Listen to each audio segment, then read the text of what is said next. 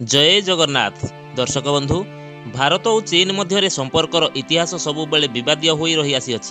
चीन विस्तारवादी नीति कारण केतेक थर उभय देश मध्य युद्ध भली परिस्थिति सृष्टि होइअछि। एपरि स्थिति रे विगत किछि वर्ष रे उभय देश निजर सुरक्षा पाई लगातार भाव में निजर सैन्य शक्ति को वृद्धि करिवारे आप्राण उद्यम जारी रखिछन्ति। जेउठारे भारत निजर विशाल सैन्य शक्ति स्वदेशी अस्त्रशस्त्र निर्माण ठारू आरंभ करी रूस, फ्रांस, इज्राएल और अमेरिका परि मित्र देश ठारू अत्याधुनिक ज्ञान कौशल प्राप्त करुअछि। तेबे अन्यपटे चीन मध्य स्वदेशी ज्ञान कौशल और निजर विशाल सैन्य बजेट द्वारा दुनियार अत्याधुनिक अस्त्रशस्त्र कॉपी करिवारे क्षमता पाई सारा विश्व रे चर्चित होई रही अछि। एमितिरे जदि भारत और चीन मध्य लड़ई हो जाए तो भारतीय सेना किभली सामना करिवो? दुई देशर आर्मी केते शक्तिशाली अटे? आउ ग्लोबल फायर पावर इंडेक्स 2025 अनुसार दुई देश पाखरे केउ केउ अस्त्र केते परिमाण रे अछि? एही भिडियो रे आमे भारत और चीन सैन्य शक्तिर तुलना करिबा। तेबे चालंतु आरंभ करिबा आजिर भिडियो। सर्वप्रथमे जानिबा उभय देशर पॉपुलेशन विषय रे। वर्तमान सुधा भारतर जनसंख्या प्राय 142 कोटी पाखापाखी हेबो एवं चीन रो जनसंख्या मध्य प्रायतः 142 कोटी पाखापाखी अटे। भारतर भौगोलिक एरिया 32.8 लाख वर्ग किलोमीटर अटे एवं चीन रो भौगोलिक एरिया पाखापाखी 95.9 लाख वर्ग किलोमीटर अटे। भारत निजर पड़ोशी देश मानक सहित 13,888 किलोमीटर बोर्डर शेयर करुअछि एवं चीन 22,457 किलोमीटर बोर्डर शेयर करुअछि।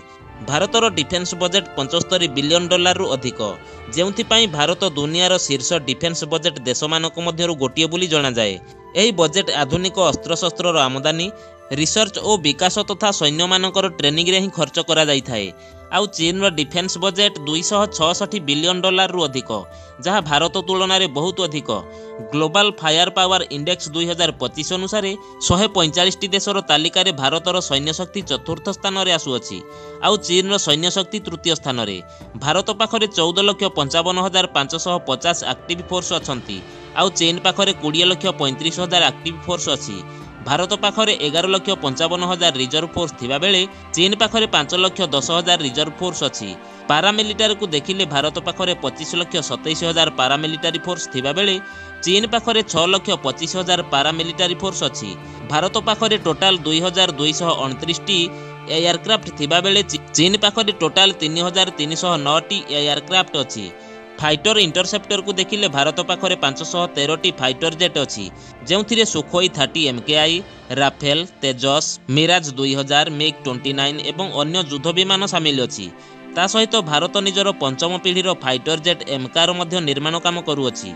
सेपटे चीन पाखरे 1212 टी फाइटर जेट प्रस्तुत अछि, जहाँ मध्य पंचम पीढ़ीर J-20 स्टेल्थ फाइटर जेट सहित J-17 थंडर, J-10C भली फाइटर जेट गच्छित अछि। यह व्यतीत चीन निजर 6th जेनेरेशन रो स्टेल्थ विमान मध्य परीक्षण करिअछि।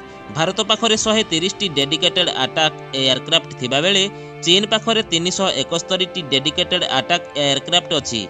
बंधुगण, एही विमान गुड़िक आकाश मार्गरु भूपृष्ठ को लक्ष्यभेद करी आक्रमण करिवारे धुरंधर होइथांती।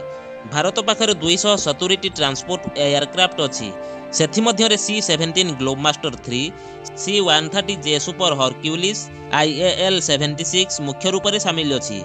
सेपटे चीन पाखरे 289 टी ट्रांसपोर्ट एयरक्राफ्ट अछि, जेउथिरे मुख्य रूप से Y-20, कंपेंग Y-9 सहित अन्य ट्रांसपोर्ट विमान सामिल अछि।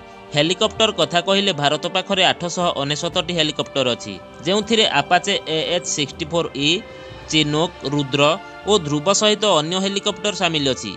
आउ चीन पाखरे 913 टी हेलिकॉप्टर अछि, जेउथिरे Z-20, ब्लैक होक क्लोन, Z-10 सहित अन्य हेलिकॉप्टर सामिल अछि। अटैक हेलिकॉप्टर कथा कहिले भारत पाखरे 80 टी अटैक हेलिकॉप्टर मध्यरे अपाचे AH-64E दुनियार सबुठारु विध्वंसकारी खतरनाक हेलिकॉप्टर सामिल अछि।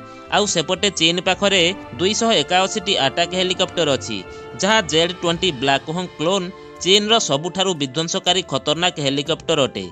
भारत पाखरे 74 टी स्पेशल मिशन एयरक्राफ्ट थिबा बेले चीन पाखरे प्राय 112टी स्पेशल मिशन एयरक्राफ्ट अछि।